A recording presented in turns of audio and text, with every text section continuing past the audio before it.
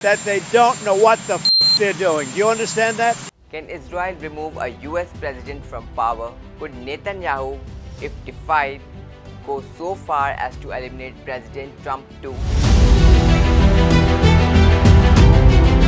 This question is not baseless. History shows that when President John F. Kennedy questioned Israel's nuclear program, he was mysteriously assassinated. And to this day, fingers of suspicion continue to point toward Tel Aviv.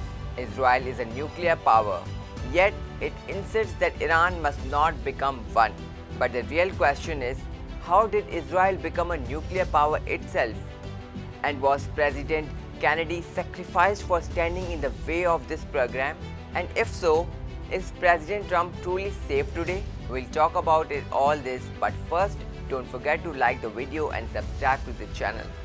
This is the story of a secret nuclear program that grew out of sight of the world and a US president who tried to stop its spread. In the late 1950s, Israel began building a facility in the Negev desert at a location called Dimona. Officially, it was described as a textile factory, but behind the scenes, it was the heart of Israel's clandestine nuclear weapons program. France, a close ally of Israel at the time, provided technical assistance for the secret mission. The Israeli government was so cautious about concealing the project that even close ally America didn't fully know the truth. But in 1961, when John F. Kennedy became President of the United States, he was a staunch supporter of nuclear non-proliferation.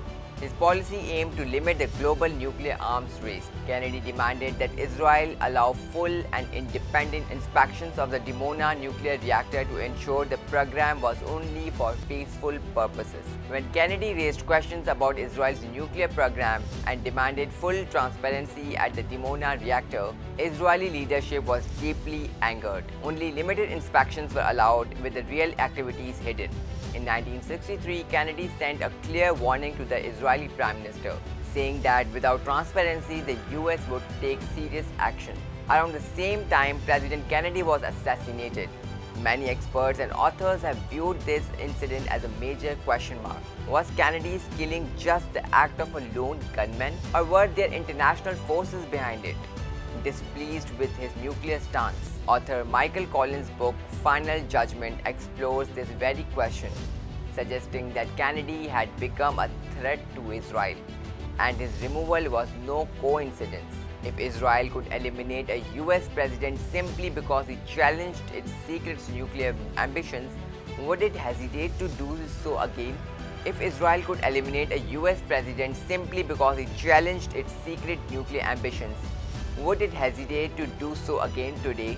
If Trump or any future president becomes a barrier to Israeli interest, could he meet the same fate as Kennedy? The final answer lies in the future, but one thing is certain: Israel has always put its interest first, even if the cost is the life of an American president.